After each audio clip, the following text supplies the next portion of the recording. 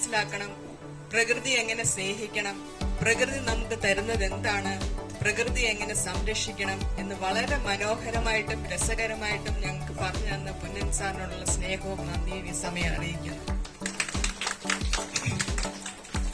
ഇത് പറയാൻ ഒരു കാരണം കൂടെ ഉണ്ട്.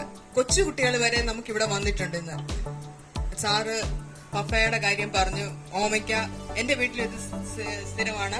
ഓമയ്ക്ക ഉണ്ട്. ഓമയ്ക്ക എടുത്ത് ഉണ്ടായി കഴിഞ്ഞാൽ ഓമയ്ക്ക കറി, ഓമയ്ക്ക സ്റ്റൂ, ഓമയ്ക്ക തോരൻ ആഴ്ചകളോളം ഇതിങ്ങനെ കൊണ്ടു നടക്കും.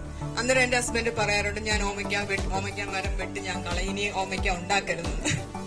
പക്ഷെ ഇന്നിവിടെ ഇരുന്നൊരു കൊച്ചുകുട്ടി പോലും ആ സാറിന്റെ ആ കഥ വളരെ മനോഹരമായിട്ട് ആസ്വദിച്ചു എന്നുള്ളതാണ്.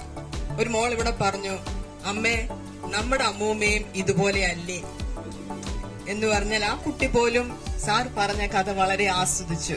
ഇത്ര പ്രകൃതി രമണീയമായ സ്ഥലത്ത് ആദ്യമായിട്ടാണ് ഞങ്ങൾ വരുന്നതും ഞങ്ങൾ കാണുന്നതും. ഞങ്ങളെ ക്ഷണിച്ച നെൽസൺ സാറിനോടും പുന്നൻ സാറിനോടുള്ള സ്നേഹവും നന്ദിയും രേഖപ്പെടുത്തുന്നു. Thank you sir.